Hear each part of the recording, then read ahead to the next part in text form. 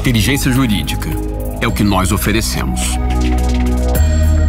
nos adequando constantemente às necessidades e aos desafios de cada cliente, ampliando nossos conhecimentos e evoluindo sempre juntos.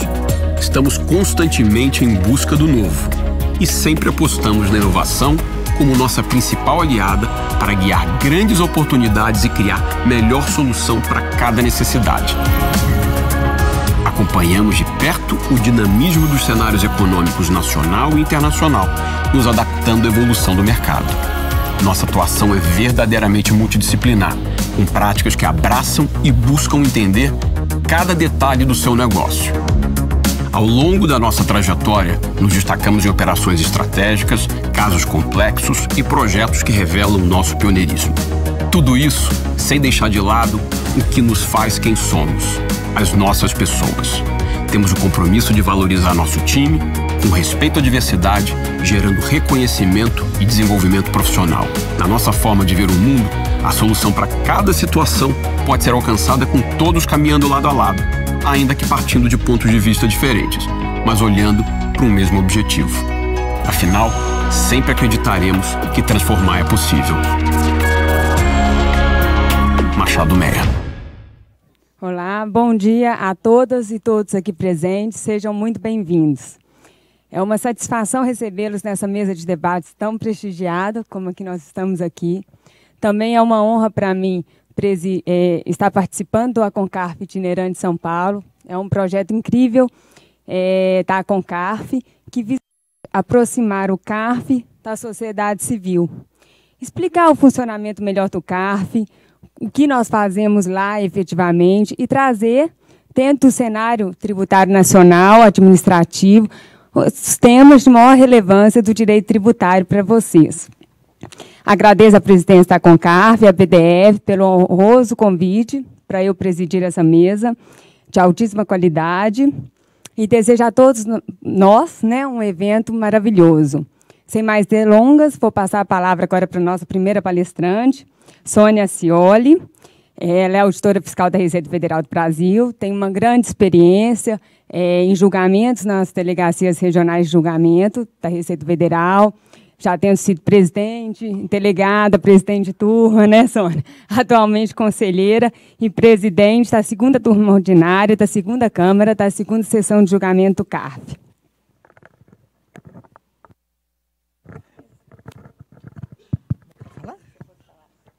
Posso falar dali? Posso? Gente, bom dia, né? Bom dia a todo mundo, muito obrigada, conselheira Joana. Eu cumprimento a todos aqui da mesa, na sua pessoa. É um prazer, uma honra estar aqui.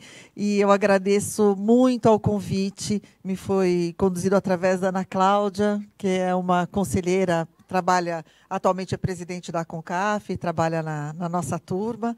E estou vendo aqui rostos muito queridos, muito amigos, e fico muito à vontade de conversar com vocês. Bom, como é que a gente faz com o PowerPoint, Thaís? Eu fiz um PowerPoint, vou falar dali, para ficar de pé e ficar perto ali dos slides.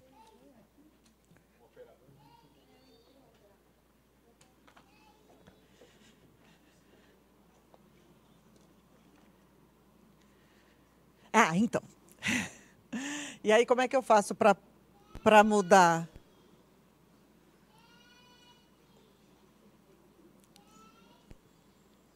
Olha que sala mais rica. A gente tem até uma menininha linda assistindo. Isso é o máximo, né? Isso é o máximo.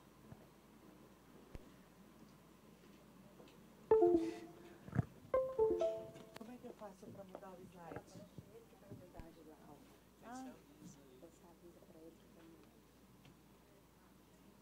Ele vai me dar. Pronto, já estamos resolvendo aqui. Então, eu tive a oportunidade de, recentemente, dar uma aula aqui em São Paulo, e dentro da temática existia essa temática. Aí, conversando com a Ana Cláudia, ela falou, que interessante, porque pouca gente conhece como funciona as DRJ. Falei, bom, então vamos falar sobre a DRJ. Tem gente aqui que já escutou, eu peço desculpas, vocês tenham paciência, mas vamos falar sobre a DRJ. Aqui, vocês sabem? Acho que é só apertar, né? É aqui? Para onde que é? Você aperta do lado aqui, esse daqui, ó. Ah, aqui? Não tá ligado? Agora vamos ver. Você aperta do ladinho.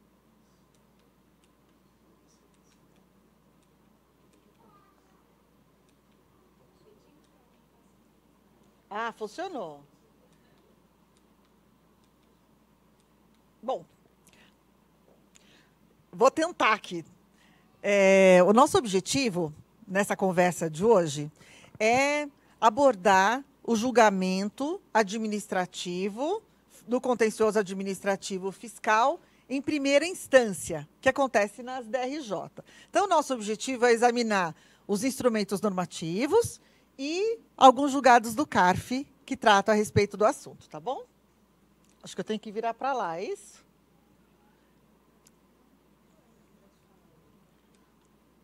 Bom, para isso, a gente precisa primeiro examinar essa portaria, a portaria do Ministério da Fazenda, número 20 de 2023, e ela trouxe bastante novidade para a gente, e é sobre isso que nós vamos falar. Essa portaria, a gente chama essa portaria de regimento interno das DRJ.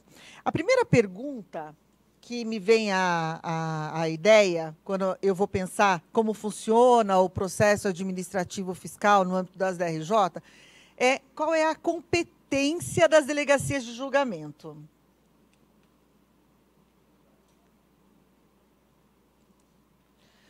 Pode dar mais um enter. Qual é a competência? Então, a gente tem a portaria 2023, e a portaria 2023 fala, nem precisaria falar, mas ela fala, olha, a DRJ é um órgão interno da Receita Federal. Então, diferentemente da estrutura do CARF, que o CARF está fora da estrutura da Receita Federal, a DRJ está dentro da estrutura da Receita Federal, e a competência dela, vocês vão encontrar lá no artigo 3º, que o artigo 3º fala que compete às DRJ o julgamento das impugnações e manifestações de inconformidade. E aqui eu trago também uma novidade, nós vamos abordar o recurso voluntário do contencioso administrativo de pequeno valor. Então, olha aí as novidades, pessoal. Antes, todos os julgamentos da DRJ, eles eram sempre por decisão colegiada.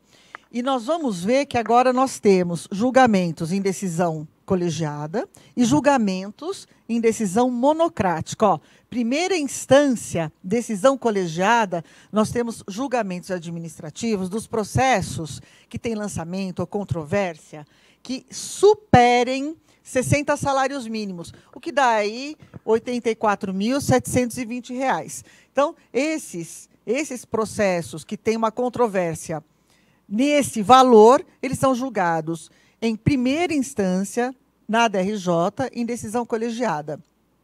E os processos do contencioso administrativo fiscal de pequeno valor, ou seja, aqueles que é controvérsia, o lançamento não supera 60 salários mínimos. Esses, em primeira instância, têm a decisão monocrática. Olha só, decisão monocrática. Pode passar? Olha só, pessoal.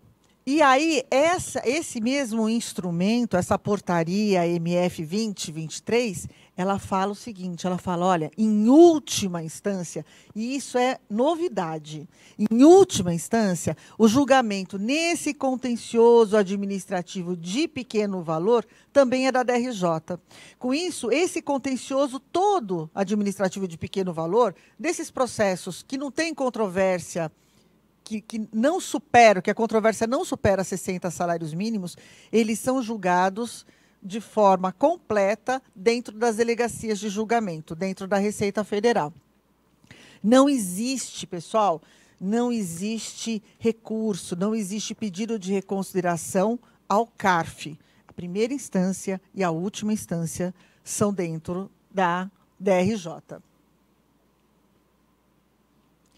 Olha só, foi a Lei 13.988 quem trouxe esse conceito de contencioso administrativo de pequeno valor. Ela definiu, né? Olha, considerado aquele lançamento ou controvérsia que não supere 60 salários mínimos. E ela trouxe uma novidade também. Vocês ouviram isso agora há pouco, né, na mesa de abertura?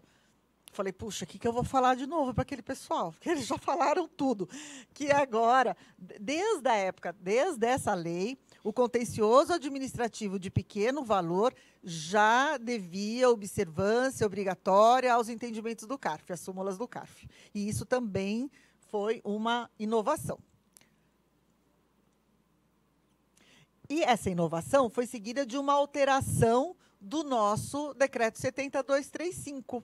O decreto 70.235, ele conta agora com o parágrafo 13º, no artigo 25, que estabelece que os julgadores do contencioso administrativo tributário, da DRJ ou do CARF, devem observância às súmulas do CARF. Isso é super importante. E aí vocês devem se perguntar, mas e a fiscalização da Receita? A fiscalização da Receita está vinculada às súmulas do CARF? Pessoal, a fiscalização e a procuradoria só estarão vinculadas se houver um ato do ministro da Fazenda. Se o ministro da Fazenda publicar aquelas súmulas num ato específico, isso irá vincular a fiscalização e a Procuradoria da Fazenda Nacional. Caso contrário, é o contencioso administrativo tributário que está vinculado. Pode passar? Bom, havia previsão normativa para o contencioso de baixa complexidade na DRJ. Era aquele contencioso que tratava das controvérsias dos lançamentos de 60 a 1.000 salários mínimos. Isso eu estou trazendo para vocês, só para vocês saberem, mas isso foi revogado. Isso não está vigindo mais. E aí eu trouxe um slide, eu acho que é o próximo slide. Você pode passar para mim? Que traz aqui algumas diferenças. Como nós estamos tratando aqui da ACONCARF, que traz aqui algumas diferenças do que existe no CARF e na DRJ neste momento. Ó, existe decisão monocrática no CARF? Existe. Na admissibilidade dos embargos de declaração, na admissibilidade dos recursos especiais, existe decisão monocrática. E na DRJ é uma decisão de mérito no contencioso de pequeno valor. E a baixa complexidade? Não tem regramento específico na DRJ, houve a revogação. E no CARF tem algo semelhante. No texto que foi revogado, a baixa complexidade ia até 1.000 salários mínimos. No CARF, existe uma previsão de que processos que tenham controvérsia ou que tenham lançamento até 2.000 salários mínimos, eles sejam preferencialmente julgados pelas turmas extraordinárias. Então, eu fiz essa diferenciação, esse distinguish, trouxe aqui para vocês. E o pequeno valor? Pequeno valor, contencioso de pequeno valor, primeira e última instâncias no CARF, na DRJ, desculpa, e esses processos não são submetidos a julgamento do CARF. Próximo. Bom, e aí vocês devem se perguntar, mas, Sônia, como é que a gente faz para saber o que entra no limite de... Como é que a gente calcula esse limite de alçada? Bom, graças a Deus, o artigo 3º dessa portaria MF 2023, ele disciplinou o que a gente deve considerar para o cálculo desse limite de alçada. E aí ele traz nos seus dispositivos, ele traz, olha, se for um lançamento que tem crédito e mais multa de ofício, o crédito e a multa de ofício. Se for multa isolada, a multa isolada. Se tiver tido aí uma redução de base de cálculo negativa, esse valor que foi reduzido. Se tiver sido cancelado créditos ou incentivos fiscais, esse valor que foi cancelado. Se o que nós estamos tratando é de um direito creditório, de pedido de restituição, compensação, é esse o valor que nós vamos considerar. E aí, numa aula que a gente conversou lá na escola Dialética de Direito e Administração, recentemente, um aluno até perguntou, mas como é que eu vejo isso? É pelo valor mesmo do lançamento, né? Sem a atualização. Pode passar? Bom, e aí vocês devem se perguntar, como... Opa! Acho que saiu. E aí vocês devem se perguntar, como são constituídas as DRJs? Então, a portaria 2023 também traz aqui a constituição das DRJs. Então, as DRJs, elas têm julgadores, vocês lembram que existem decisões monocráticas, aonde? Contencioso de pequeno valor. Então, tem julgadores e tem turmas ordinárias, turmas especiais e turmas recursais, que é uma novidade também, né? São as turmas recursais que julgam, em última instância, o contencioso de pequeno valor. O mínimo de julgadores na DRJ é de 3 julgadores e o máximo é de 7. Normalmente são 5. Existem turmas com 3, existem turmas até com 2, aí é necessário pedir uma suplência para compor a turma, mas... eu acho que eu nunca trabalhei em turma com 7 julgadores, acho que não seria nem adequado, né? Iria impactar muito os trabalhos. Normalmente são 5 julgadores. Eba! E aí? Tem aqui que você pode... Ai, que bom. E aqui para frente e aqui para trás. Puxa, agora eu sou outra pessoa. E eu tenho que mirar para onde? Para lá? Então, vamos lá. Acho que aqui eu fui errado. Bom, e aí, olha só. Vocês devem ter se perguntado, mas, Sônia, o que são turmas especiais? As turmas especiais são previstas da portaria 2023. Já existia essa previsão antes, não é uma novidade. Cada turma ordinária e cada turma recursal pode ter turma especial. Elas também são compostas de, no mínimo, 3 e, no máximo, 7 julgadores. Elas têm a mesma competência das turmas ordinárias e turmas recursais. Elas são dirigidas pelo presidente da turma ordinária ou turma recursal que estiverem vinculadas. Elas são temporárias. Pessoal, nunca vi. Nunca vi uma turma especial ser constituída, ser implementada. Porque, infelizmente, o serviço público conta com muito pouca gente, né? Então, existe a previsão, seria ótimo se elas existissem, se elas tivessem sido implementadas. Nunca vi. Só para vocês saberem. E as turmas recursais, pessoal? Nós temos 12 turmas recursais. As turmas recursais, se vocês forem nessa portaria... Essa portaria da Receita Federal, esse anexo único, ele traz as 12 turmas recursais e a separação por matéria, porque elas têm jurisdição nacional e elas são especializadas por matéria. Isso está definido aqui, nesse artigo 8º. E elas julgam, em última instância, o contencioso administrativo de pequeno valor.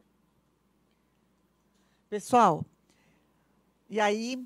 Quem identifica os processos? A gente já sabe qual é a competência das DRJs, a gente sabe das novidades, a gente sabe que existem turmas recursais, mas quem cuida do acervo? Quem distribui processo? Como é que isso é feito? A Receita Federal tem uma subsecretaria que se chama SUTRI, vocês já devem ter ouvido falar. A COSIT está embaixo dela, né? E uma das coordenações subordinadas à SUTRI é exatamente a COCAGE. A COCAGE, olha, eu apertei errado. A COCAGE é uma coordenação subordinada à SUTRI e ela cuida do acervo de processos. Por quê?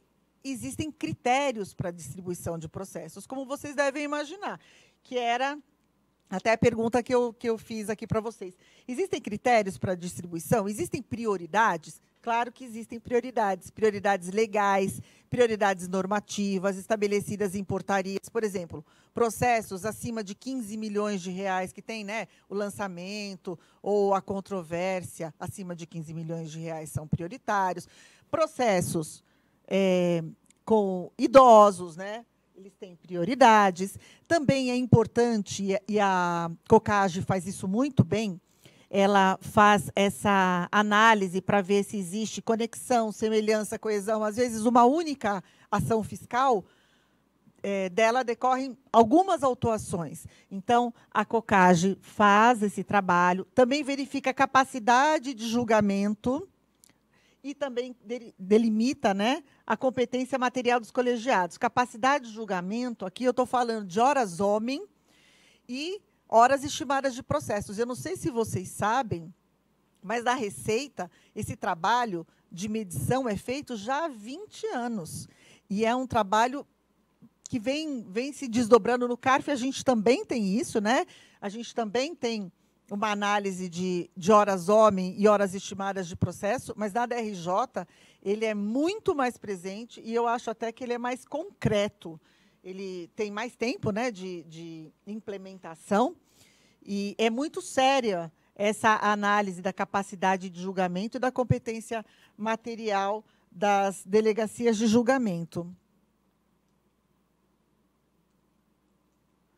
Como são distribuídos os processos nas DRJs? Eles são distribuídos de forma eletrônica, eles são distribuídos pela COCAGEM para os delegados da delegacia de julgamento. Então, eu fui delegada em Campinas e durante 3 ou 4 anos, então eu recebia todos os processos da COCAGEM como delegada, já vinha com a delimitação ali do que era idoso, do que é conexão de processos. Eventualmente, existem processos, muitos processos com uma mesma matéria jurídica, com a mesma discussão, e aí a COCAGEM forma lotes de processos repetitivos e pega um desses processos mais representativo da controvérsia e indica ele como paradigma. Então, tudo isso é muito importante para o delegado da DRJ e facilita. E aí o delegado da DRJ faz a distribuição para os presidentes de turma das DRJ, e são os presidentes de turma das DRJ que fazem a distribuição para os julgadores da DRJ. As deliberações são tomadas por maioria simples, da mesma forma que acontece no CARF, e cabe ao presidente de turma também, da mesma forma que acontece no CARF, além do voto ordinário, o voto de qualidade. Estou mirando para o lugar errado, né? Gente, e se houver pedido de parcelamento? Olha, eu estava... A gente teve juntos, né? As meninas estiveram comigo agora recentemente lá na EDA. E aí, essa semana, revisitando o tema, fui ler de novo a portaria, né? Apareceu um processo para mim exatamente assim. É uma pessoa jurídica que teve uma autuação importante. E aí, eu vou falar do que aconteceu no CARF, mas dá para a gente reproduzir aqui. Teve uma autuação importante e foi mantido o lançamento. Uma pessoa jurídica foi autuada e vários responsáveis, pessoas físicas, vários responsáveis solidários.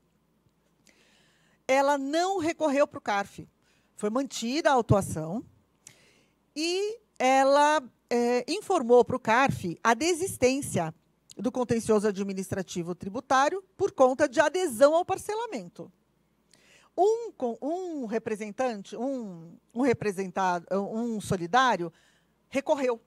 Recorreu só para discutir a solidariedade, claro. Foi mantida a solidariedade em análise de recurso voluntário.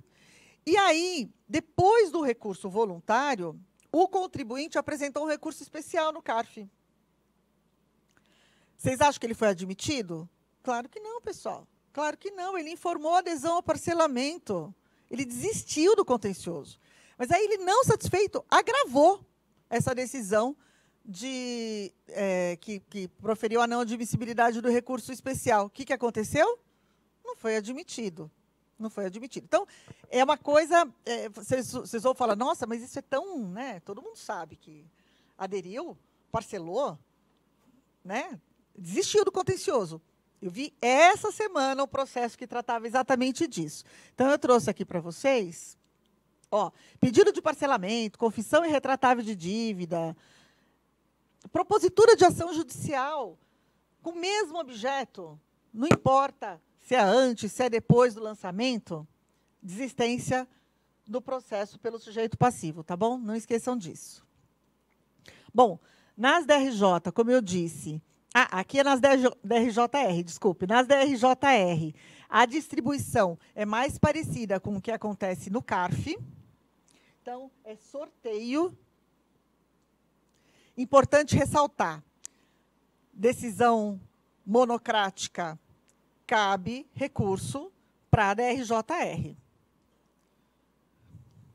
E o despacho do presidente da turma recursal, que decidir pelo não conhecimento do recurso voluntário por intempestividade, pessoal, a não ser que haja pré-questionamento da tempestividade, ele é definitivo.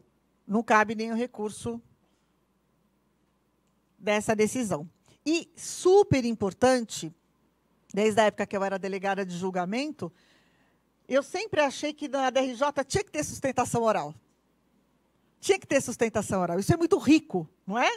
Você concorda, Vanessa?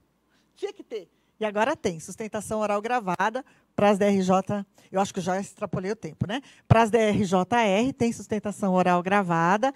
É uma sustentação oral que, em regra, ela é até 10 minutos. Em regra, porque se forem muitos os sujeitos passivos que pedirem, né, em lote de recursos repetitivos, até três sustentações podem ser admitidas, e se mais de um contribuinte quiser sustentar oralmente o processo, né, contribuinte mais responsável solidário, a sustentação pode ser feita até 20 minutos. Ela é gravada, ela é encaminhada, eu vou até pular esse pedaço, mas tem todo o regramento no sítio da Receita Federal de como vocês devem fazer. O contribuinte tem direito, pessoal, a julgamento por uma determinada DRJ? Olha, eu também vi isso há cerca de um mês atrás. Há cerca de um mês atrás. O contribuinte alegava que ele tinha direito de ser julgado por uma determinada DRJ. Então, por exemplo, ele é morador daqui de São Paulo. Ele quer ser julgado pela DRJ 08. É possível isso?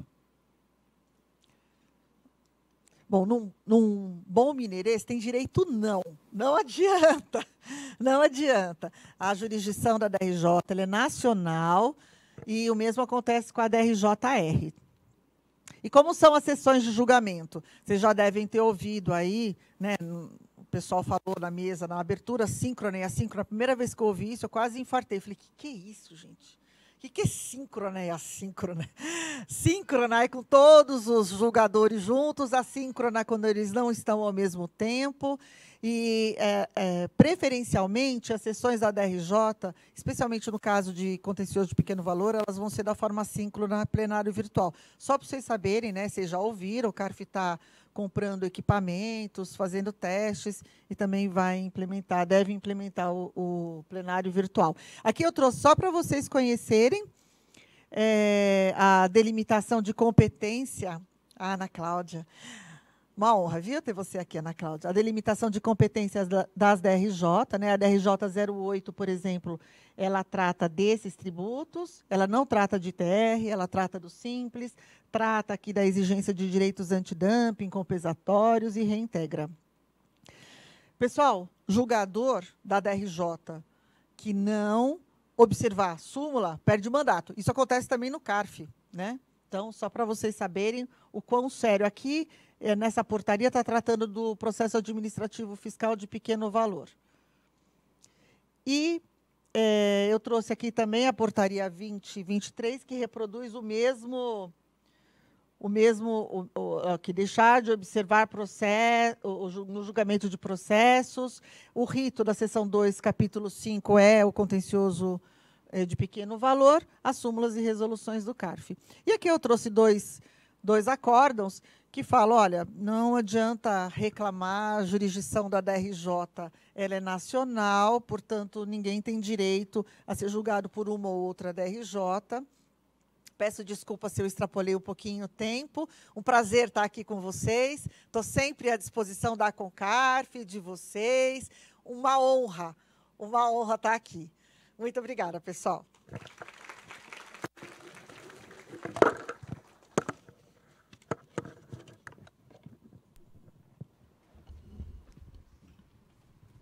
Bem, obrigada, Sônia, pela excelente palestra, muito enriquecedora.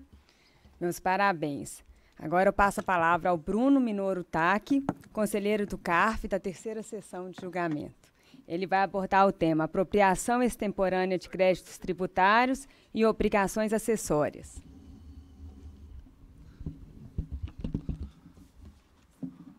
Olá, bom dia a todos.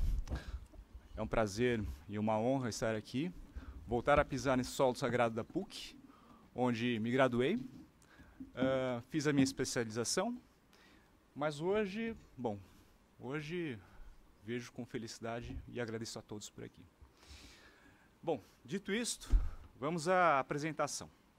A minha apresentação é bastante relacionada a um dos principais serviços de planejamento societário, tributário, vendido por escritórios ou por empresas de auditoria, que é a revisão fiscal. A revisão fiscal para a recuperação de créditos, de PIS/COFINS, relativos aos últimos 5 anos. Basicamente, qual seria a origem desses créditos? Bom, são diversas. Uma que eu poderia citar seria um erro na interpretação da legislação. Uma segunda possível seria a eventual alteração da jurisprudência judicial ou administrativa de caráter vinculante ou não, tal como ocorreu, por exemplo, na questão dos insumos, decisão do STJ, ou uma terceira possibilidade, que seria um erro, um simples erro de cálculo procedido pela empresa. Bom, mas seguida a dinâmica de trabalho de um escritório de advocacia ou de uma empresa de auditoria, terminado o serviço, sai o relatório, e esse relatório é apresentado para a empresa. Daí para frente, fica a cargo da direção decidir se prossegue ou não a recuperação desses créditos ditos extemporâneos. Pois bem, uma vez decidido que a empresa vai se apropriar dos créditos extemporâneos, chega o momento 2, que é como executar a apropriação desses créditos extemporâneos. A primeira opção seria a opção ortodoxa. A ortodoxia diz respeito a quê?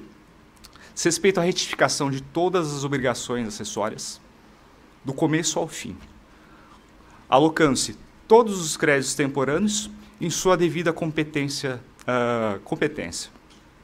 comprovando-se, daí para frente, que o crédito existe, não só isso, que ele existe e que ele não foi utilizado ao longo dos últimos 5 anos. Essa seria a forma ortodoxa de se executar esse tipo de serviço. A segunda forma, que eu entendo como heterodoxa, seria um pouco diferente disso. A retificação não ocorreria, a retificação das obrigações acessórias dos últimos 5 anos não ocorreria. Ao invés disso, o que a empresa faria, que normalmente se faz, seria o lançamento desses créditos temporâneos nas obrigações acessórias correntes. Lançamento dessa informação na FD Contribuições, na forma, inclusive, prevista no manual layout do FD Contribuições da Receita Federal. E a motivação para a adoção dessa forma heterodoxa de utilização dos créditos extemporâneos, são basicamente 3 os motivos. O primeiro é evidente, que é o custo dessa operação, custo, tempo e etc. A segunda motivação seria eventual risco de queda em uma malha fiscal, de fato existe. E o terceiro, normalmente evocado, é o de risco da reabertura do prazo prescricional, em relação a todas as informações que foram eventualmente declaradas. Em relação ao primeiro e segundo ponto, ok, eu concordo. Em relação ao terceiro ponto, existe um parecer da PGFN, o parecer SE 75 de 2018, que diz ou entende que o seguinte, as declarações certificadas, o efeito do artigo 174, inciso 4 do CTN, que diz respeito a esse ponto de recontagem ou reabertura do prazo prescricional, só diz respeito ao que for retificar a informação alterada. No caso, o crédito extemporâneo. Bom, e qual seria hoje a posição da Receita Federal? A posição hoje da Receita Federal está exposta na solução de consulta COSIT 54 de 2021, que, bom, como todos deveriam esperar, a Receita Federal entende que, de fato, você precisa retificar todas as obrigações acessórias para que esse crédito extemporâneo seja validado. Como se trata de uma solução de consulta da COSIT, a adoção, tanto por parte do auditor fiscal quanto da DRJ, é vinculante. E o que pensa o CARF em relação a esse assunto?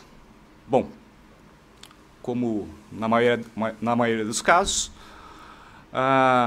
existem duas correntes aqui, uma que dispensa a retificação e outra que entende que a retificação é essencial. No caso das... Bom, agora eu vou comentar só sobre as decisões mais recentes, as decisões de 2024.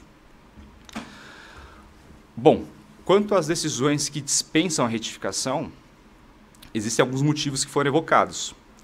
Por exemplo, o primeiro seria que o direito ao creditamento nasce ou é constituído a partir da lei. No caso, a Lei 10.833 ou a Lei 10.637, que são as leis básicas de PIS/COFINS. O segundo argumento utilizado seria de que inexiste uma lei, inexiste previsão legal que impõe a retificação como critério, como base, para que você consiga utilizar o crédito extemporâneo. Uma terceira posição, que eu entendo que seria uma transição entre a dispensa total e a essencialidade da retificação, que é a que entende que a retificação é de fato obrigatória. No entanto, caso ela não seja feita, o contribuinte pode suprir essa falta por meio da apresentação de provas. No caso, por exemplo, notas fiscais, escrituração contábil, um mapa de créditos muito bem feito.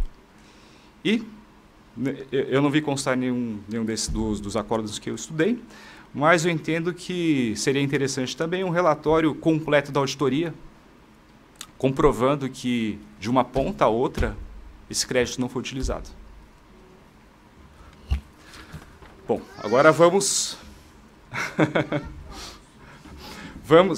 à outra corrente jurisprudencial do CARF, essa recentemente adotada pela Câmara Superior. Atualmente existem duas decisões, certo? Que entendem que a retificação é, sim, elemento essencial para aproveitamento do crédito extemporâneo. O primeiro argumento utilizado seria de que, bom, ao contrário da outra corrente, existe, sim, uma obrigação legal à retificação, e ela estaria contida no artigo 74, parágrafo 12, da Lei 9430, de 1996, que delega essa competência à Receita Federal. E como eu disse anteriormente, a Receita Federal tem uma solução de consulta e esse é o entendimento de que existe a necessidade de retificação dos últimos 5 anos. O segundo ponto, o segundo argumento utilizado, seria a impossibilidade de reabertura de prazo. Por exemplo, o auditor fiscal começou a fiscalização referente a 4 anos atrás, certo? Identifiquei que existe um crédito que foi apropriado extemporaneamente há 4 anos, só que ele se refere aos últimos 5 anos contados daquela data. Por lei, o auditor fiscal não pode reabrir mais 5 anos para fiscalizar esse período, certo? Então, na prática, fica inviabilizada a fiscalização. Essa seria o outro argumento utilizado. E, por fim, existe um entendimento de que, ao contrário do que aquela outra corrente dispõe, o artigo 3º, parágrafo 4º da Lei 10.833 e 10.637 de 2002 exigiria, de fato, a escrituração do crédito a posteriori, para que ele seja aproveitado, certo? A decisão, o leading case é o acórdão 9303-014-842 de redatoria do conselheiro Gilson Macedo. Esse julgamento foi decidido por votos de qualidade, portanto foi foi bem apertado. Logo depois, acho que na sessão seguinte, saiu um novo julgamento, acórdão 3402, 011, 727, que transcreveu ipsis literis o primeiro acórdão. Então, essa é a posição atual da Câmara Superior. Agradeço a todos pela atenção e muito obrigado.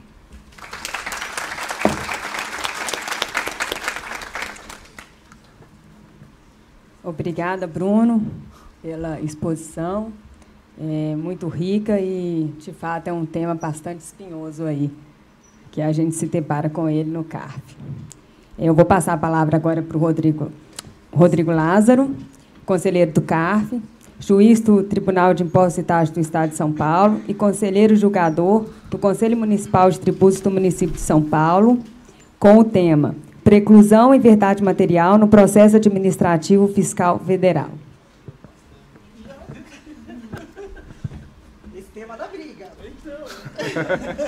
Bom, Rodrigo, você escolheu o tema mais batido de todos? Foi. A ideia era essa, não é? Bom dia a todos. Já é boa tarde, mas eu não almocei, então compartilhamos aqui, né, a nossa dor, mas prometo que é um tema muito interessante do ponto de vista de discussão no CARF, mas não é nada novo.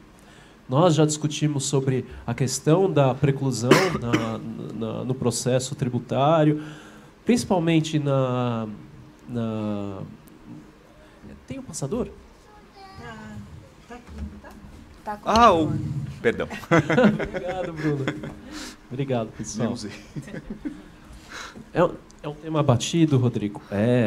Mas traz realmente muito impacto quando nós estamos discutindo isso em plenário. Nós estamos lá discutindo sobre a revisão de uma decisão de primeira instância que, com a grande validade que a conselheira Sônia trouxe aqui, a DRJ ela vai, se debruça sobre uma determinada questão, discute sobre a materialidade daquele lançamento e cabe ao CARF fazer o controle de legalidade. Ele faz justiça? Se nós lermos o decreto, o PAF, nós temos o dever de fazer o controle de legalidade sobre aquele lançamento. E sobre essa perspectiva, nós precisamos o quê? Buscar a verdade material sobre aquele caso concreto que nós estamos discutindo. Isso é fundamental para entender por que nós temos esse veículo, que é o processo administrativo fiscal federal, como meio pelo qual nós vamos fazer aquele controle de legalidade para chegar no quê? Na tão desejada verdade material. E de quem é o ônus da prova? De quem alega. E quando nós vamos discutir isso, principalmente em questões relacionadas à segunda sessão no CARF, se discute muito sobre qual é o ônus aplicável sobre aquele determinado ponto controvertido e como nós vamos chegar a analisar aquela prova produzida. E esse ponto, pessoal, é realmente os 75% que nós temos que analisar aqui naquela decisão. É esse ponto que o dever de provar o direito objeto da demanda recai sobre aquele que alega o fato e o direito que embasa no caso da fiscalização, a sua acusação fiscal. E, por outro lado, o contribuinte tem o ônus de demonstrar o fato impeditivo, modificativo, daquele direito que ele alega. Primeiro ponto, quem é que vai fazer aquela alegação sobre aquele fato impeditivo, modificativo daquele direito? É o contribuinte. É o conselheiro? Não é o conselheiro. O conselheiro está ali para revisar aquele lançamento, verificar a materialidade dele. Vou roubar uma água. E quando ele deve fazer essa alegação? E quando ele tem que trazer aquele documento para embasar a sua alegação? Na impugnação. Da onde que eu tiro essa certeza? Do decreto do PAF, do Processo Administrativo Fiscal.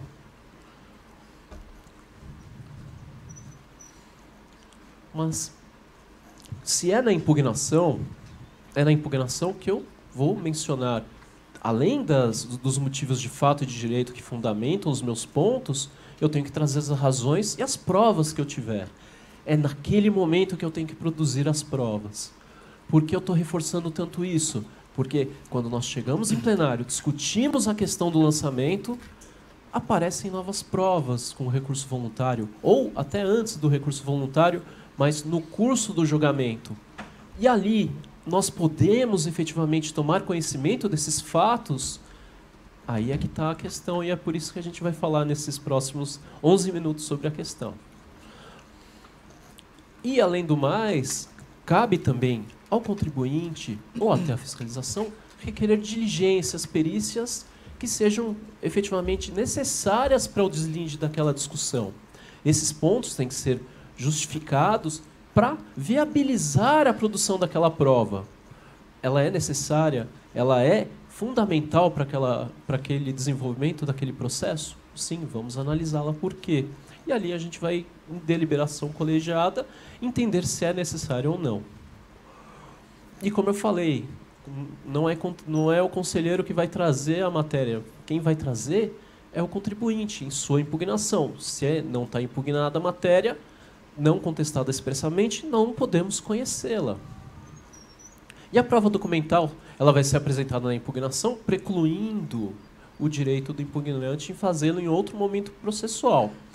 E aí, pessoal, quando eu não produzo aquela prova, naquele determinado momento, eu tenho a preclusão. Eu não posso mais produzir a prova. O X da questão é, o artigo 16, no parágrafo 4º, me dá a oportunidade de eu produzir ela, mesmo que extemporaneamente, caso eu comprove que existe força maior, algum fato impeditivo que realmente não pude produzir aquela prova naquele momento, na impugnação. Ou um fato, ou um direito superveniente, que aconteceu posteriormente àquela impugnação sendo apresentada para a Receita Federal.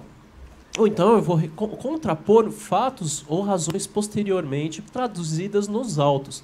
A DRJ me traz uma discussão que efetivamente não estava ali na circunscrição daquela discussão sobre o fato na impugnação. O auto de infração traz um elemento e a DRJ traz um fundamento, uma discussão que efetivamente não estaria dentro daquela narrativa na lavratura do auto de infração. E a nossa sorte é que a Thaís vai falar logo após a mim. Então, a gente propõe a discussão e ela vai ali arrematar esse ponto. E então, voltando àquela questão, e eu não posso simplesmente produzir aquela prova sem discutir que eu tenho exatamente a comprovação desse evento extraordinário que justifique a minha juntada posterior. Rodrigo, eu vejo que você tem uma posição um pouco mais flexível, né, nos seus julgados, especialmente quando nós tratamos de pessoa física, que não é representada por advogado, que traz posteriormente uma prova que pode ser conclusiva e essencial para aquela discussão daquele processo. É necessário você estar vinculado ao texto do artigo 16? Sim. Por quê? Porque nós fazemos controle de legalidade sobre o lançamento fiscal. É nesse ponto nós temos que pensar exatamente no efeito de nós permitirmos a juntada a qualquer momento, sem qualquer reflexão sobre essa produção, se ela é efetivamente necessária e essa produção vai ser conclusiva para o efeito relacionado àquele processo que nós estamos julgando. Qualquer prova, qualquer momento pode ser efetivamente ali direcionado para você produzir uma prova? Não. Como eu falei, o processo é uma concatenação de atos. E nós, como aqueles que precisam defender o controle de legalidade, também estamos adstritos a esse passo, essa marcha processual que está direcionada por uma lei. Então, existindo essa discussão, nós precisamos entender efetivamente qual é o ponto que nós precisamos entender do limite entre a verdade real, esse formalismo moderado que nós temos no processo administrativo para chegar na conclusão que é necessário efetivamente a produção ou não dessa prova. Então, vamos lá. Vamos entender que o formalismo moderado existente no processo administrativo, ele decorre da lei. E nesse formalismo moderado, que é muito diferente do processo judicial, o processo judicial ele se atenta exatamente à verdade produzida dentro daquele processo. Se a pessoa não trouxer elementos sobre aquela convicção que ela tem dentro da impugnação, da defesa, do recurso que ela produziu, aquela matéria está limitada exatamente ao que ela trouxe em sua defesa ou na sua acusação, enfim. O ponto é, essa verdade material que nós temos, ela é muito mais...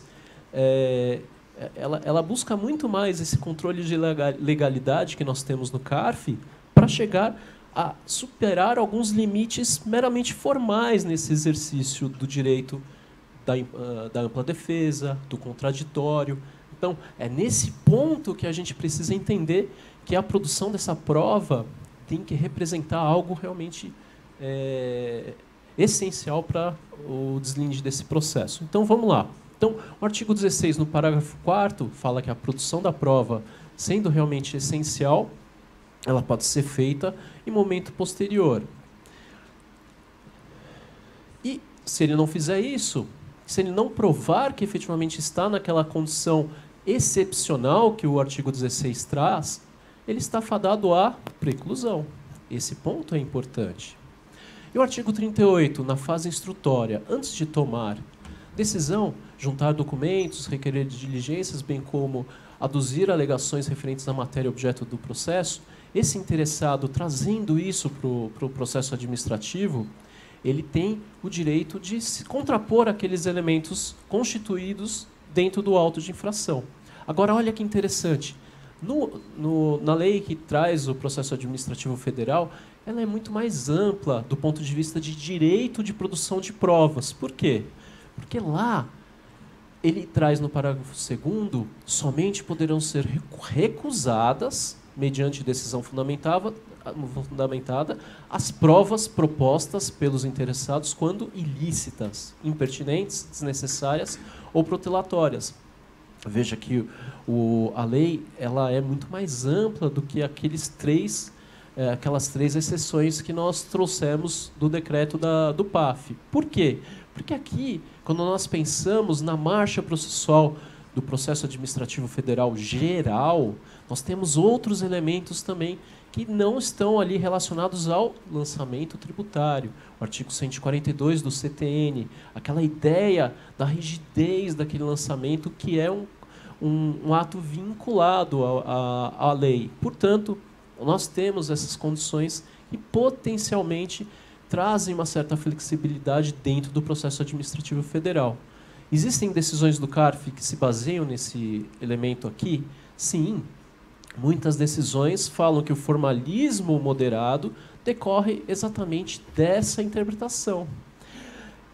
E por que eles relativizam exatamente esse ponto quando nós pensamos na verdade material como o alvo, o norte para chegar naquela decisão definitiva dentro do processo administrativo?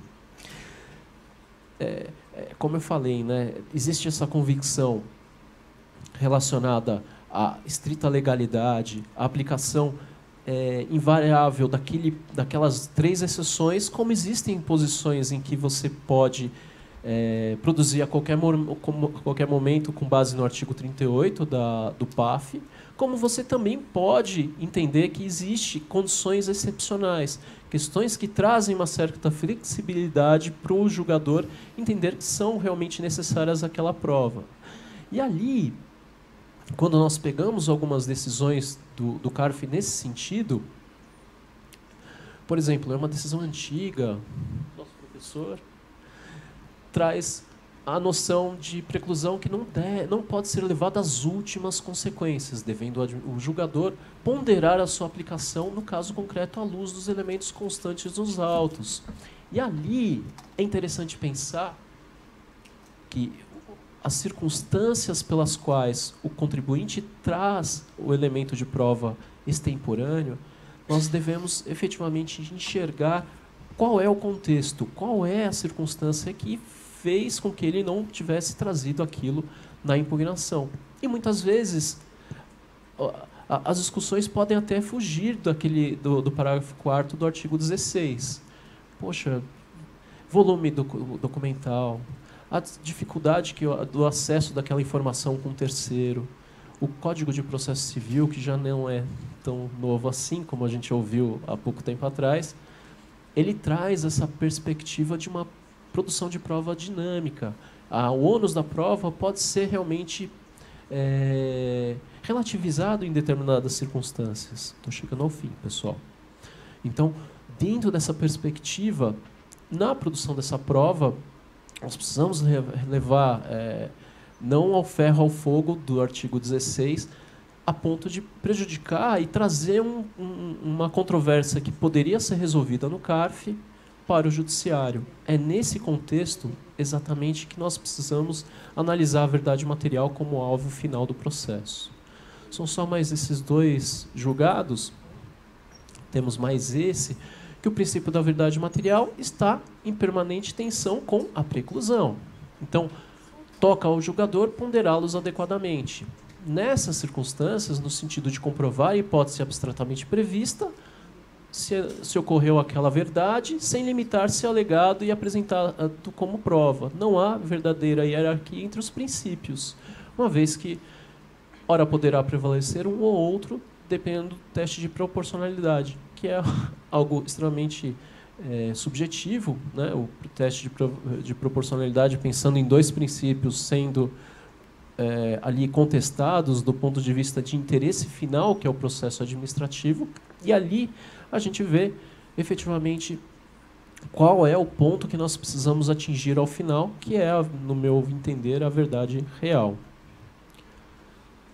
Da mesma forma, o formalismo moderado também se constituiu dentro da jurisprudência do CARF, e ali a gente acaba discutindo, poxa, o artigo 29 e o artigo 29 do PAF fala quem tem o direito de enxergar que há necessidade de uma produção de prova essencial, realizar diligências, buscar perícias, é o julgador de primeira instância no texto legal. Textualmente ele fala, é possível o órgão julgador produzir prova de ofício? Pode. Tem o texto já definido no artigo 29, falando você pode efetivamente pedir diligências necessárias para a conclusão daquele caso. Agora, se a matéria é devolvida para o CARF, cabe a nós realizarmos a análise daquele caso concreto e entender, realmente caberia uma diligência, caberia uma possibilidade de revisão daquele conjunto fático através de uma diligência que tem total pertinência ao caso? Sim, poderia. Desse ponto é importante entender que existe essa possibilidade, embora a prova esteja preclusa, ele não, em tese, aquela prova não deveria ser necessária ou analisada pelo aquele colegiado, mas dentro dessa possibilidade de realizar diligência, de produzir uma prova que é essencial ao processo, olhando do ponto de vista daquela prova que está precluída, pode o julgador, do meu ponto de vista, produzir produzir essa prova pedindo essa realização de diligência para solver aquele ponto controvertido que a prova preclusa não pode efetivamente chegar e resolver, justamente porque ela foi produzida extemporaneamente. Então, atinge-se a verdade real com uma diligência? Sim. Existe a possibilidade de você superar aquele ponto da preclusão por uma questão controvertida sendo analisada agora, através de uma diligência? Sim. Então, do ponto de vista de atendimento do sistema processual, você pode efetivamente chegar numa solução que seria materialmente viável e atingindo exatamente o fim do processo, que é a solução daquele conflito. Bom, pessoal, eu fico por aqui. Agradeço a Ana Cláudia pelo convite. E é um tema realmente interessante. Ficamos aqui à disposição. Até logo.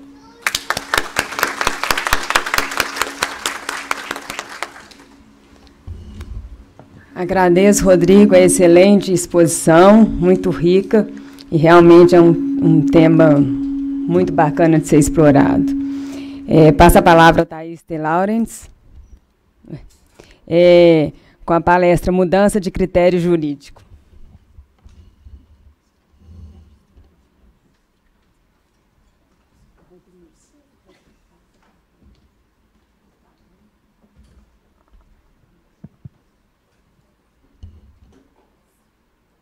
Obrigada. Bom dia. Boa tarde, né? Todos me escutam bem? Tá ótimo. Tá baixo, né? Não. Tá ligado. Ah. Bom, vamos lá. Pegadinha. Bom, boa tarde mais uma vez. 3 coisinhas iniciais. A primeira, desculpa a baixa capacidade vocal hoje. Eu fiquei muito doente faz 10 dias, hoje já estou boa, mas essa voz no maior estilo sexy sem ser vulgar permaneceu comigo, então aproveitem. Tá? Segundo, muito obrigada pelo convite para estar aqui. Agradeço em nome da Concarf, da Ana Cláudia, o pessoal da BDF. Eu não estudei na PUC, eu sou franciscana, mas eu tenho o maior amor por essa faculdade. Eu morava na Cardoso de Almeida e comprava livro no 22 de agosto. E é uma instituição que eu admiro muito. É sempre um prazer estar aqui. E terceiro, sua filha é linda. Ainda bem que eu estou com o Dil, senão eu fazia mais um. Bom, gente, vamos lá. Esse tema, né, que é um tema que eu tenho falado faz alguns anos já, é o tema da minha paixão. E, Moisés, eu mudei a palestra, tá? Não é a mesma que você viu em Porto Alegre ano passado. Eu sempre vou mudando, porque é um tema que não acaba, por isso que ele é muito rico e que eu sempre trago de volta quando eu tenho a oportunidade. Tá?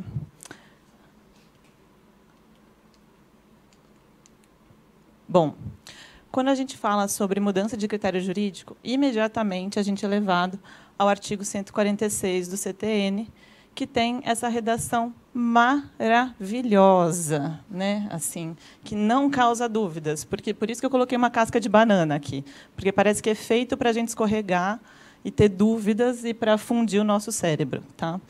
Diz que, vou me permitir ler, tá, pessoal? A modificação introduzida de ofício ou em consequência de decisão administrativa ou judicial nos critérios jurídicos adotados pela autoridade administrativa no exercício do lançamento somente pode ser efetivada em relação a um mesmo sujeito passivo quanto a fato gerador ocorrido posteriormente à sua introdução. Fácil. Tranquilo? Então, quando o texto não ajuda, é sempre bom a gente ir aos casos. Então, a minha proposta aqui eu trouxe 6 casos concretos para a gente avaliar a aplicação desse dispositivo na jurisprudência do CARF. Tá? Os 2 primeiros, eu considero que são casos mais simples, digamos assim. Embora simples, eles não sejam. Tá? Então, vamos pensar numa primeira situação em que a gente tem um lançamento tributário cuja motivação é você, contribuinte, praticou sonegação fiscal. Tá? Tipo que está no artigo 71 da Lei 4.502. Joia. E com todas as consequências decorrentes disso. Você deveria ter pagado imposto de renda de tal forma, não ter deduzido essas despesas, não ter tomado crédito de PIS/COFINS, enfim. Tudo relacionado a essa acusação de sonegação fiscal. Contribuinte impugna, essa impugnação vai ser avaliada pela DRJ, que diz, nossa, não, de fato, sonegação não há, como alega a defesa. Contudo, vejo que isso aqui, esses elementos de fato que estão descritos na autuação fiscal, configuram fraude e conluio, que são outros tipos, né, outros incisos da Lei 4.502, do artigo 71. Pode, né? E mantém o auto de infração. Vejam que aqui as decisões do CARF são mais ou menos tranquilas, no sentido de que a gente tem dois pontos fundamentais para avaliar numa situação como essa. A primeira é uma questão de competência. Tá? Eu estou com a conselheira Edeli me dando a satisfação de estar me assistindo hoje. Ela fala isso nos votos dela, da Câmara Superior. Assim, não há competência para um órgão de julgamento, que é a DRJ, lançar, falar isso é uma fraude, sendo que o auto de infração não fez isso. Tá? Ela não tem competência legal para isso. Ela deve julgar uma impugnação de acordo com a lide que foi traçada pelo próprio ato administrativo de lançamento e aperfeiçoada com a defesa. Tá? E daí a segunda grande questão que vem, que é decorrente da questão de competência, é uma questão de contraditório e ampla defesa. Porque, vejam, se a DRJ pudesse trazer uma nova acusação fiscal, quer dizer que o CARF atuaria como instância única, porque, afinal, seria só em sede de recurso voluntário ou um recurso à DRJR, se a gente estivesse falando de um processo de pequeno valor, que o contribuinte teria a capacidade de se defender da acusação de fraude ou conluio. Tá? Então, o duplo grau de instância de julgamento administrativa não existiria nesse caso. Por isso que não pode. Tá? Eu trouxe aqui o acórdão 1201.005.726, tá? Que fala justamente isso, citando o artigo 146, e daí que eu quero estressar para vocês. Porque o que os advogados gostam de pedir, citando o artigo 146 do CTN? Cancela o auto de infração. O auto de infração é nulo, porque isso aqui não é conluio. Calma. O que é nula, aqui, nesse caso, é a decisão da DRJ. Ela ultrapassou a sua competência, tá, e não julgou a lide da forma que ela estava. Cancelo a decisão da DRJ, o processo volta para trás, para que uma nova decisão seja proferida exclusivamente sobre a acusação que é tenho conluio ou não tenho conluio. Não me vem falar de fraude. Tá? Ah, não, era sonegação, né, no caso. Tenho sonegação ou não tenho sonegação? Tá? Então, essa é uma primeira decisão para a gente conversar sobre esse dispositivo. Julgamento por unanimidade, tá, galera? Isso aqui. Então, vejam que não tem muita crise. Tá? Mas eu fui relatora. Então, eu não sei se em qualquer turma seria assim. Um segundo caso, que também está mais ou menos dentro dos limites dos dizeres claros do artigo 146 do CTN. Tá? Então, aqui vamos pensar num primeiro lançamento tributário. Tá? Então, aqui eu vou ter 2 autos de infração. Num primeiro, usando como critério para lançamento do imposto de renda à pessoa jurídica, tá? O resultado da equivalência patrimonial do contribuinte. Tá? É assim que ele usa para calcular o IRPJ que está sendo lançado de ofício e cobrado do contribuinte. Beleza. E isso o contribuinte impugna, vira um contencioso, enfim. Daí vem um segundo auto de infração. Importante, sobre o mesmo período de apuração. Vamos supor que é 2015, por exemplo. Então, para o mesmo período de apuração, mesma empresa, mesmos fatos, mesmo tributo, mesma acusação, ele vai lá e lança o mesmo IRPJ, tá? Só que com outro critério, falando que não é agora com base na equivalência patrimonial, mas sim com o lucro registrado nas demonstrações financeiras. Esse agora é o critério jurídico, tá? Que são os elementos de fato e de direito, para efetuar o lançamento. Pode? Não, não pode. Tá? A letra do 146 fala, tá, que é só para fatos geradores futuros que o novo critério jurídico vai poder ser utilizado. Tá? Nesse caso, o que deveria ter acontecido é um auto de infração complementar para que seja garantido contraditório e ampla defesa. Se não foi feito assim, isso não pode prevalecer. Tá? Esse segundo auto de infração deve ser cancelado. Aqui, sim, o auto de infração. Tá? Porque a gente não está falando de uma mudança de critério ao longo do PAF, e sim entre lançamentos diferentes.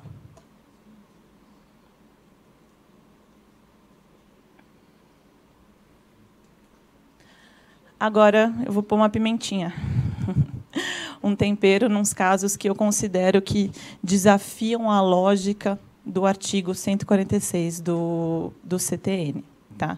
Então, inclusive, essa é a grande dificuldade desse dispositivo, porque ele é muito, muito, muito invocado pela defesa dos contribuintes, tá?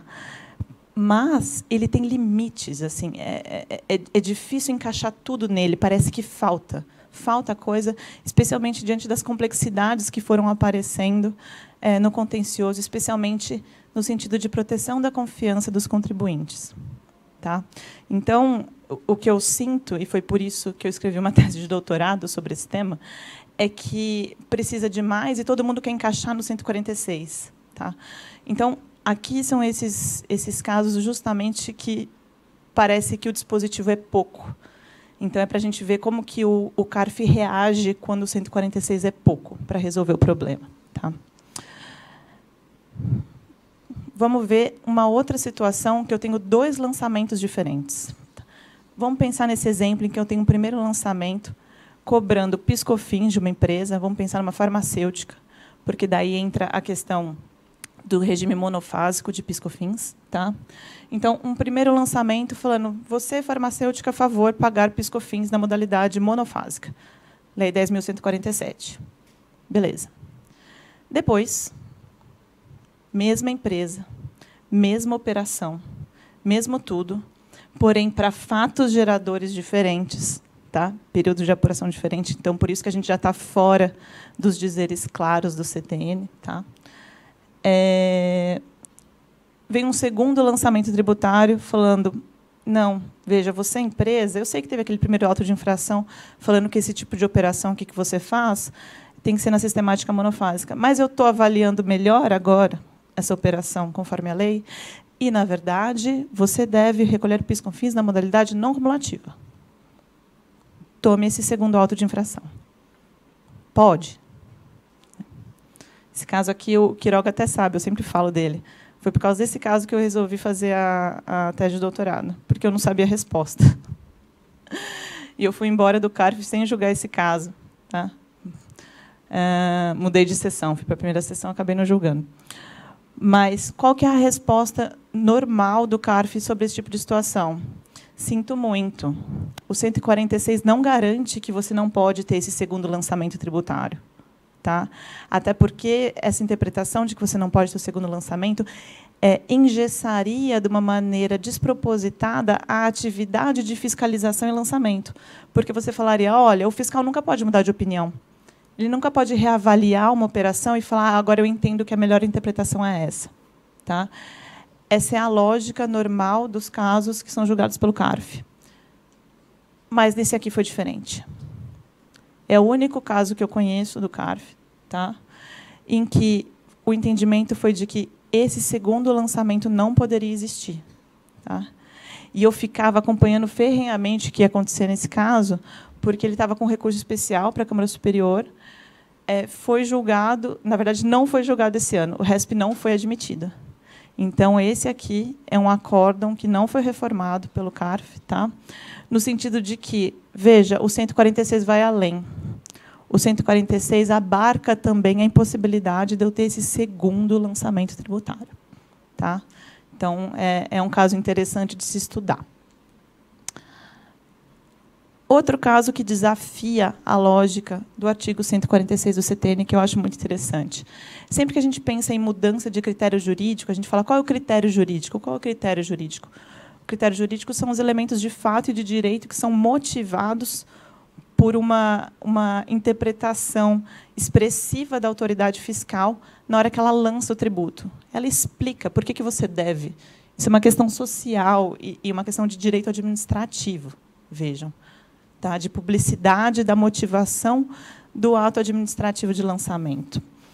Então, a gente sempre fala do critério jurídico do lançamento, mas pode acontecer do critério jurídico não estar num lançamento. Tá? ele advir de outra manifestação da administração pública, que também é binding, que também deve ser seguida pelo contribuinte. Então, vejam, nesses casos, tá, em que eu tenho PIS/COFINS na modalidade cumulativa para contratos a longo prazo a preço pré-determinado, a lei fala, essa modalidade é para preço pré-determinado. Tá? Beleza. Então, o que é o preço pré-determinado? Vem a ANEEL, que é uma agência reguladora do setor de energia, e fala, quando eu tenho um contrato que é corrigido pelo IGPM, eu não tenho uma mudança do preço pré-determinado. O IGPM só atualiza a correção do preço, mas não muda o preço. Quer dizer que eu tenho aqui um preço pré-determinado, portanto, a sistemática tem que ser PIS/COFINS cumulativo. Tá?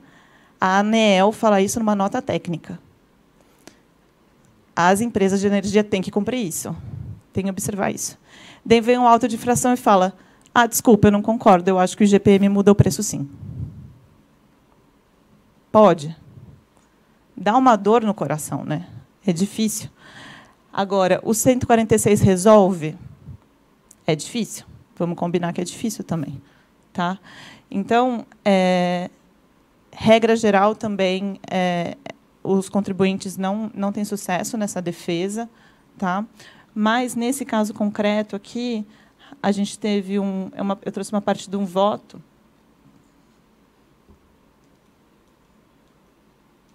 Eu estou voltando para trás. Aqui.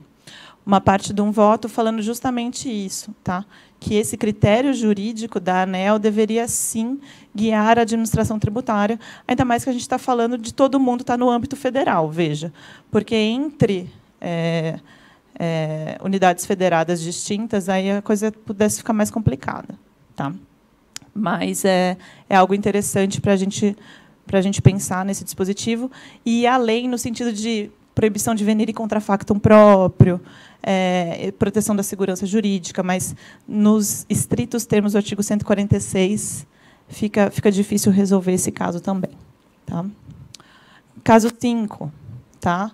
Já estou me encaminhando para o fim, pessoal. Agora, a gente não está mais falando entre lançamentos diferentes. A gente está falando, de novo, de mudança de critério ao longo do processo administrativo. Tá? E eu acho super um hard case isso daqui, de mudança de critério jurídico. Todo mundo sabe, questão de insumo, PIS/COFINS, aquela loucura. Tinha as ienes da Receita, 247 e 404, que foram julgadas ilegais, tá, pelo STJ em sede de repetitivo. Tá? Beleza. Então, esse não é o conceito de insumo, não é o das ienes. O conceito de insumo para PIS/COFINS não é igual ao de IPI, é um conceito próprio, essencialidade e relevância. Beleza. Como ficam os casos em que eu tenho um lançamento tributário falando, você não pode tomar esses créditos de PIS/COFINS porque as ienes dizem que o conceito é esse. Então, o lançamento tributário é feito com base nas ienes. No meio do contencioso, vem a decisão repetitiva do STJ. E fala, o conceito, o critério jurídico, talvez, o conceito de insumo é outro. O conceito de insumo é essencialidade e relevância. Essas ienes são ilegais. Daí a pergunta é, pode uma decisão administrativa manter o auto de infração, que tinha sido feito com base nas ienes, agora aplicando o repetitivo do STJ, que fala que as ienes são ilegais? Porque ele vai ler os elementos de fato e vai falar, não, de toda forma, isso aqui não é insumo. Tá? Nunca vi uma decisão favorável ao contribuinte, nesses casos no CARF. Tá? Aqui é um exemplo em que o contribuinte perde, e que eu acho que perde devendo perder mesmo, tá? No meu ponto de vista. Porque qual que é o critério jurídico? Isso não é insumo conforme a lei. A Lei 10.637 e a 1833 falam que insumo é isso, inclusive tem ienes da Receita que falam que é isso. Essa é a motivação do auto. Tá? E é um dado do jogo do contencioso que você possa, ao longo, né, das decisões, baseado no que foi trazido pela defesa, aprofundar a cognição da matéria. Tá? E aprofundar a cognição da matéria quer dizer, isso é insumo ou não é? Então, a decisão continua sendo, isso é insumo ou não é? por mais que as ienes tenham sido declaradas ilegais e por mais que eu esteja aplicando um repetitivo que veio no meio do caminho com um novo conceito sobre o que é insumo. O critério jurídico segue o mesmo. O critério jurídico segue é ou não é insumo. Tá? Último caso, tá? E estou com Maria Carolina e Edeli aqui, eu deixei por último. Conselheiras, porque eu acho muito legal essa decisão, que foi até espelhada numa súmula agora, súmula 192, ela é bastante recente, que fala que é defesa à autoridade julgadora alterar o regime de apuração do IR, da CS, do lucro real para o arbitrado, quando configurada a hipótese legal de arbitramento do lucro. Sim, isso é uma jurisprudência tranquila, antiga, da primeira turma do CARF, tá? Que fala justamente, você não pode querer corrigir o lançamento durante o processo administrativo. Se você adotou um regime de apuração do IR, você não vai poder querer desfazer isso ao longo do contencioso administrativo. Competência contraditória e ampla defesa. Não pode. Tá? Agora, é muito interessante, porque as decisões, no fim, e daí me corrijam se eu estiver errada, são cancela essa autuação. Então, na verdade, é só para ter uma atenção de que, muito embora o que seja mais falado e lembrado nesses casos seja o artigo 146 do CTN, ele vai além, esses tipos de problemas de lançamento vão além do artigo 142 do CTN, falando, você deve adotar aqui um procedimento, e é esse, os elementos do auto de infração do lançamento tributário, tá, são rígidos e vinculados. Não é só o 146 que resolve aqui, porque, vejam, senão a gente cairia numa discussão, de novo, talvez, de o que é nulo é a decisão, e não o lançamento tributário. Tá? Então, aqui a gente tem dois problemas. A gente tem um problema de nulidade do auto, que foi lavrado da forma incorreta. É isso que o tribunal olha e fala, esse auto de infração está incorreto, a modalidade de apuração, de regime de apuração utilizado está incorreto, não pode prevalecer. E, ademais, essa modalidade não poderia ser corrigida ao longo do processo. Tá? Então, o 146 aqui, ele é o segundo passo, do meu ponto de vista, e não o grande motivo para esse julgamento. Ele é um reforço. Tá? Então, com isso, eu estou fazendo um jabazão do meu livro, para quem se interessar mais sobre o tema. Tá? Ele é de 2022, então ainda está bastante recente, que eu trato de muitos outros temas, além desses que eu trouxe aqui para vocês, e deixar um obrigada com as nossas atletas maravilhosas, para a gente ficar feliz pelo que já conquistamos nas Olimpíadas e continuar torcendo pela Rebeca, pelas meninas da ginástica. Obrigada.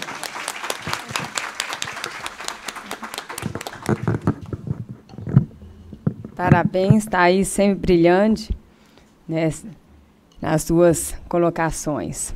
Passo a palavra agora para Raquel Novaes, diretora da BDF, mestre em Direito Tributário pela PUC de São Paulo, advogada sócia no Machado Meyer Advogados.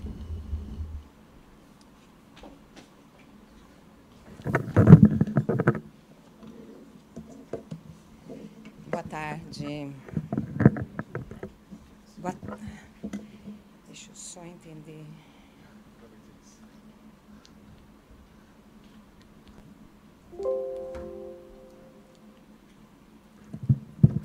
Boa tarde. Será que está?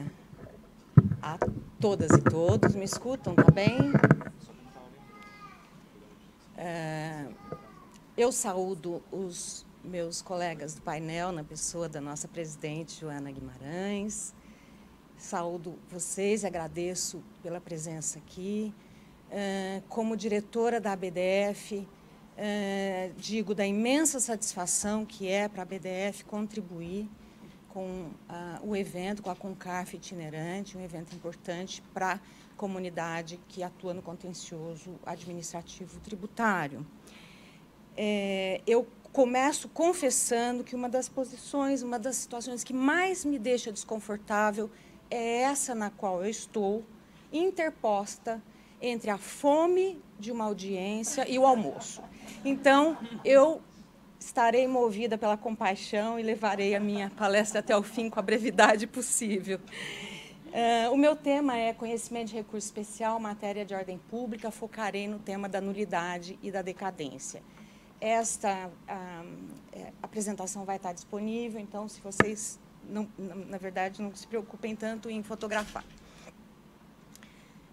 Iniciarei por considerações introdutórias, examinarei rapidamente pressupostos essenciais do conhecimento, trarei na matéria de ordem pública, analisarei alguns casos concretos do CARF em matéria de ordem pública e alguns julgados do STJ em matéria de ordem pública, de forma brevíssima, não desanimem, e farei algumas conclusões.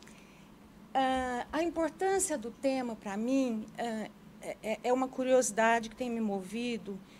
A matéria de ordem pública, pela sua importância, é não ter uma análise sobre como ela vem sendo tratada no conhecimento de recurso especial, nas 3 turmas da Câmara Superior de Recursos Fiscais. Então, eu tenho por objetivo aqui compartilhar com vocês um estudo que eu fiz de casos, com a ajuda da nossa equipe de Brasília, obviamente, em que essa matéria esteve presente em admissibilidade de recursos especiais.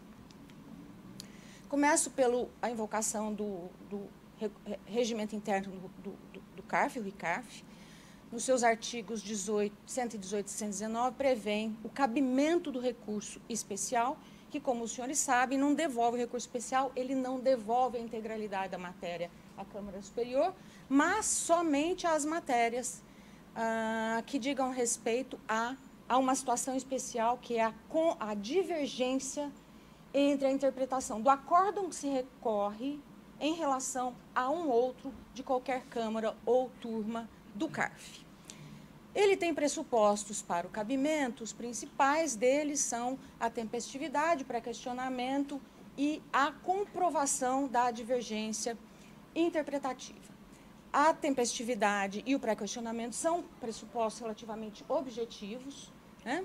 Pré-questionamento, tempestividade, óbvio, pré-questionamento, o tema tem que ter sido analisado na instância de origem e portanto, a complexidade nesse exame está efetivamente no conhecimento que tem por objetivo levar o julgador a analisar se ali houve uma divergência de interpretação entre acórdão recorrido e paradigma que permita o conhecimento do recurso. Esta comprovação de divergência tem que ser feita pelo recorrente, com a indicação, obviamente, da norma cuja interpretação divergente se deu e de situações e com a demonstração da semelhança fática entre as situações postas à comparação, no acórdão paradigma, ou nos paradigmas e no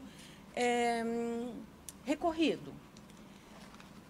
O exame de admissibilidade ele tem 2 níveis, né? O primeiro é feito pelo presidente da turma. Cabível o recurso neste primeiro exame, o recurso vai distribuído ao relator, que então vai fazer novo exame de conhecimento. O processo de conhecimento de recurso tributário no tema que diz respeito à divergência, ele é bastante permeado ao contrário dos demais pressupostos importantes, nesse caso, bastante permeado pela discricionariedade e, por que não dizer, da subjetividade do julgador, né? Eu selecionei, nas minhas andanças jurisprudenciais, me deparei com esse texto de um voto do conselheiro Guilherme Adolfo dos Santos Mendes, em que ele faz uma construção sobre o que é o processo de conhecimento que o julgador tem que fazer, né? Ele primeiro indica que não há necessidade de identidade entre as situações fáticas, a semelhança é que é relevante, mas para buscar a semelhança, e aí as dificuldades aparecem, passa-se por um percurso. Primeiro deles, faz-se um recorte textual da realidade. Qual realidade? Bom, das duas realidades. Realidade do acórdão recorrido, realidade do acórdão paradigma. A partir desse recorte, faz o julgador um exame, um levantamento das circunstâncias fáticas e as circunstâncias fáticas são inúmeras, né, em cada situação que é posta, para se classificar essas circunstâncias fáticas em essenciais e coadjuvantes, rechaçando as coadjuvantes na comparabilidade e valorando-se as essenciais. Muito bem, a partir daí, e essa classificação é feita a partir do quê? De um critério que é baseado na norma, os elementos essenciais da norma que se quer interpretar. É extraordinária essa construção, eu penso que ele pensou muito para colocá-la no papel, mas eu penso também, e a partir da minha experiência como advogada, que ela não retira a grande discricionariedade do julgador e a sua opção, a partir do primeiro momento, que é o recorte, o perímetro desse recorte fático, no qual ele vai iniciar a seleção dos elementos fáticos de comparabilidade. E, a partir daí, em todas essas etapas, existe uma discricionariedade na análise e nas opções, e o julgador tem, sim, que fazer uma opção que é motivada, muitas vezes, por tendências, né? Então, nós vamos ver que as turmas do CARF têm tendências a serem mais rigorosas nesse exame de admissibilidade, outras menos rigorosas e, no caso, a terceira turma é a mais equilibrada. Isso é uma estatística que foi feita do último ano, né? A primeira turma, ela faz um exame mais rigoroso de admissibilidade, conhece menos recursos do que... conhece mais... Enfim, ali temos os recursos integralmente conhecidos. Depois, a primeira turma é a que menos conhece recursos, a segunda turma, o conhecimento está aqui, o não conhecimento parcial está no laranja e no marronzinho. Então, nós vemos aí as tendências das turmas e podemos também ver que essa tendência é motivada por inúmeras circunstâncias. Eu vou indicar em que momento que eu valorizo essa introdução que eu estou fazendo. Entrando na matéria de ordem pública, a matéria de ordem pública, como os senhores sabem... Oi. Mas o pessoal lá de trás não está conseguindo ouvir. Não está conseguindo ouvir. Entrando na matéria de ordem pública, a matéria de ordem pública é aquela diferente da matéria corriqueira ordinária, baseada em normas de interesse interesses que transcendem o interesse dos sujeitos privados.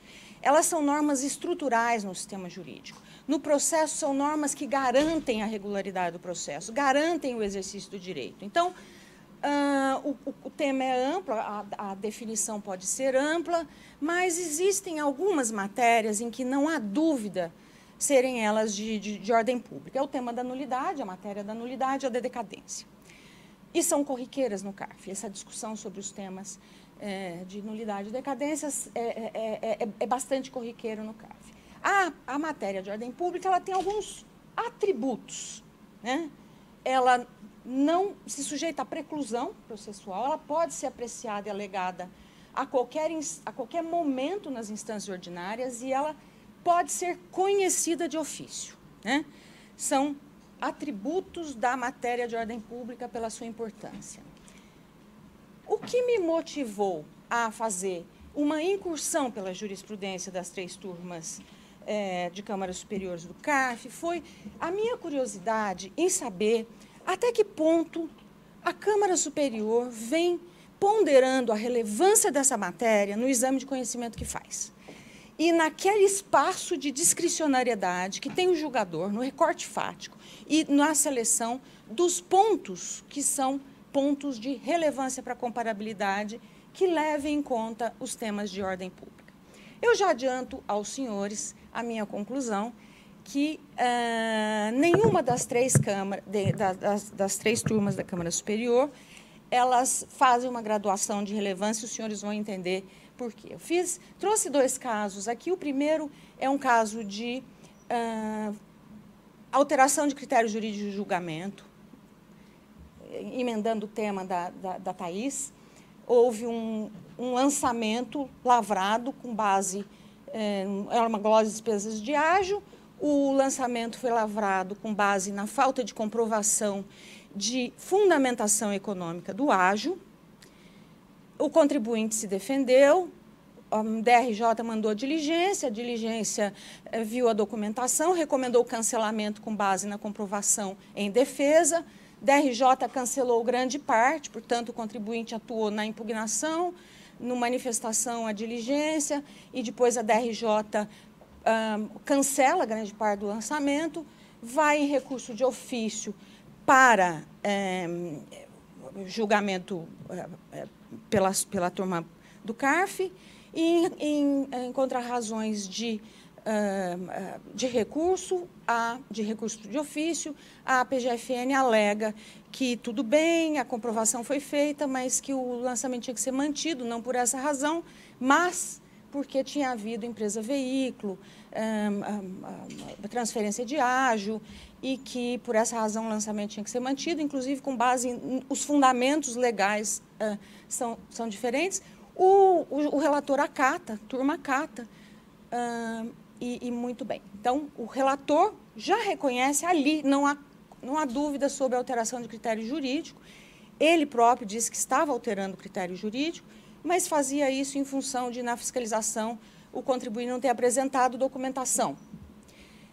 O contribuinte faz embargos, alegando, inclusive, cerceamento de direito de defesa, né? Ele, até então, nas 3 oportunidades que teve, se defendeu de uma coisa, ali consolida-se outra, os embargos foram rejeitados e foi para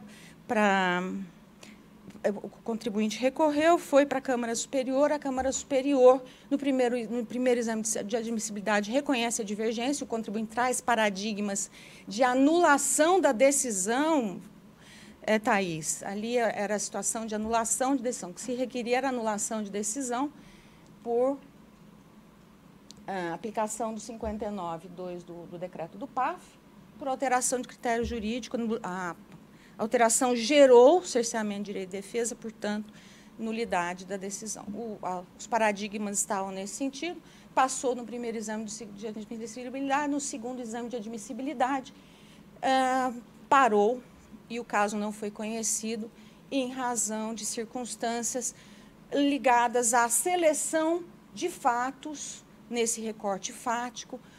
A seleção de fatos não levou em consideração o tema do cerceamento de direito de defesa, mas sim o fato de que as situações não tinham semelhança fática, em razão de, no caso recorrido, o contribuinte não ter apresentado documentos na fiscalização. Portanto, esse é um caso em que o tema nulidade, o tema em nenhum momento permeou a decisão de conhecimento. O segundo também é um caso icônico, que eu trouxe aqui, é um caso icônico em nulidade e conhecimento. Esse é um recurso da Fazenda. O acórdão recorrido era um acórdão cujo dispositivo era condicional. Dava-se provimento condicionado a uma decisão do Poder Judiciário. Claramente, um acórdão aparentemente nulo, subiu para a Câmara Superior sem precedentes. Passou no primeiro exame de conhecimento, no momento designado o relator então, trata o tema à míngua de um precedente, à míngua de um paradigma, trata o tema como uma preliminar. antes de ingressar no conhecimento. E, assim, com base nesse recurso, que, do ponto de vista técnico, eu lendo aquele acórdão, eu acho que, tecnicamente, ele está perfeito, né? Me pareceu, ao menos. Mesmo a míngua o tema de nulidade era efetivamente relevante, e ele foi conhecido e o acórdão foi anulado. Esse caso é isolado, faltou dizer aqui, ele é isolado, é o único que eu identifiquei nesse tema de nulidade, em que o tema é apreciado sem exame de divergência, né? Com base no tema, com base na força do tema nulidade. Depois nós vamos ter mais alguns, eu selecionei aí, alguns acórdãos das 3 turmas, né?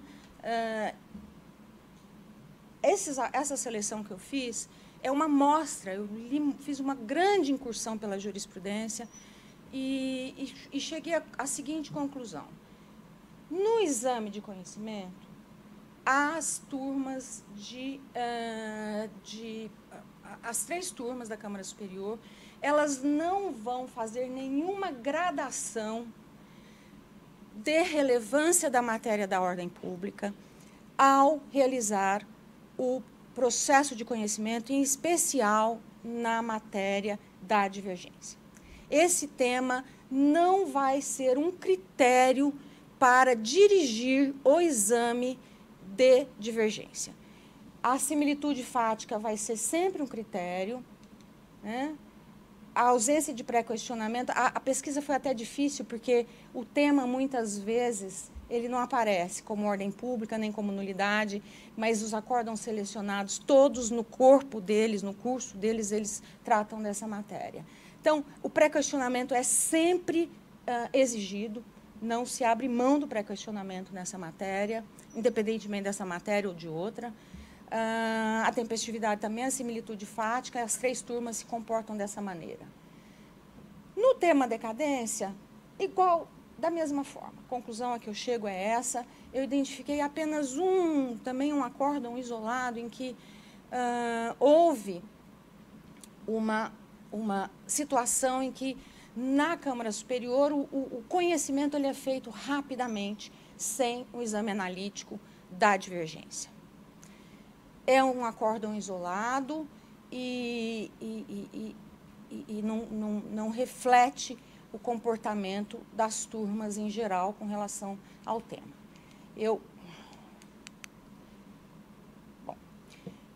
Rapidamente aqui, eu procurei também fazer um exame da jurisprudência do STJ sobre a matéria, para ver como o STJ se comporta em matéria de ordem pública.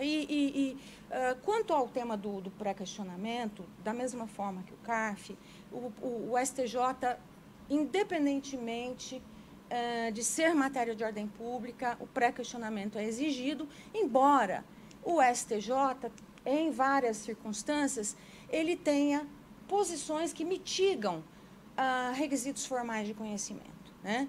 Em hipóteses, o chamado dissídio jurisprudencial notório, ele mitiga a necessidade da demonstração analítica. Nós temos um caso aqui do ministro Gurgel muito interessante, em que ele cita a súmula 456. A súmula 456 é uma súmula do Supremo Tribunal Federal, que hoje está incorporada no novo CPC, e embora ela diga que, admitido o recurso, o tribunal aplicará o direito à espécie, e ela fala em admitido o recurso, a pressupor que haja um exame de admissibilidade, ela é sempre invocada para não se fazer esse exame de admissibilidade. Então, o tribunal leva o princípio da primazia do mérito, muitas vezes pela relevância, que é um exemplo desse do ministro Gurgel, para examinar o caso, né? Há outros, esse é igual, há outros casos, né, em que essa súmula é citada, enfim, celeridade, economia, primazia do mérito, enfim. E aqui eu chego às conclusões. As minhas conclusões são as seguintes. A despeito de todos todos os acórdãos reconhecerem os atributos da matéria de ordem pública no conhecimento, os requisitos objetivos vêm sendo, de forma indistinta, aplicados no exame mesmo de matéria de ordem pública, né? Tem esses dois casos que eu examinei, um caso de nulidade em que a divergência não foi exigida para que ele fosse conhecido, e um tema de decadência em que essa divergência também foi superada ali no acórdão, acompanhada pela turma, né? O STJ tem posicionamento semelhante em relação ao tema no pré-questionamento, mas vem amenizando em algumas situações, seja pela dispensa da demonstração analítica, pelo chamado dissídio notório, seja pela utilização da súmula 456 do Supremo, em situações excepcionais. Tá? E concluo da seguinte maneira. A nulidade e a decadência são temas caros, corriqueiros, mas caros, são temas de ordem pública relevantes. E eu penso que o CARF, talvez, nesse momento, na atualidade, em que a sociedade tem se colocado, tem tomado a consciência do dano que causa o excesso de litígio, né, pode rever a sua posição em relação a esse específico tema, quanto ao rigor na análise de questões de ordem pública. Quem ganha com um processo em que a decadência é ali flagrante, em que a nulidade é ali flagrante, que não tenha sido apreciado na corte administrativa, onde ele podia ficar resolvido, e vai para o Poder Judiciário? Quem ganha com esta solução nesse momento em que o excesso de litígio é o grande foco de preocupação e de atenção? Então, é uma proposta que eu faço de reflexão, né? Reflexão sobre a tendência e que ela possa, eventualmente, ser, no mínimo, pensada. Agradeço. É isso.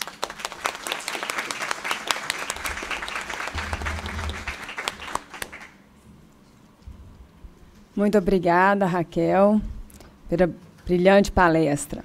Agradeço a todos e todas aqui presentes ainda pela persistência, né, entre a fome e o avançado horário. Muito obrigada. Agradeço a CONCARF, na pessoa de sua presidente, Ana Cláudia, e a BDF pelo evento. Convido a todos que estão aqui para assistirem às demais mesas de debate que teremos, agora ainda na parte da tarde e no dia de amanhã também. Sejam novamente muito bem-vindos. A Thaís quer dar uma palavrinha com vocês também. São 10 palavras. Eu queria agradecer especialmente a Stephanie, a Ana Carolina e o João, Revide Dias Advogados, que estão aqui e que mostram como a PUC faz grandes alunos. Parabéns e obrigada.